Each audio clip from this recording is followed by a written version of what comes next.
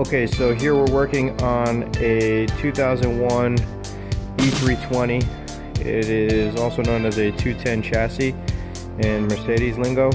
And what we're doing today, the client came in with a massive leak. He wasn't sure what it was, but there was some steam or smoke coming off the engine. So when we looked at it, we poured some antifreeze into it. We found that there was an antifreeze leak. We filled the reservoir, which is over here. It was completely empty. We poured water in there, and when we started to search for the leak, we found the water pump, which is that nice shiny silver piece here. It runs all the way across here. This is the pulley, and that guy was pretty much leaking all the way out. So we knew that something was wrong with the water pump. Either the weep hole was leaking or physical pump and the seal went bad. So when we looked further into it, we went here. This is the old water pump, and notice, let's see if I can spin it. It's pretty much shot.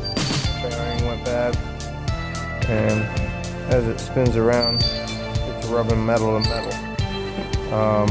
So if you actually had it connected, you'd notice that there's actually some play back and forth in this guy as well. So we did replace the water pump.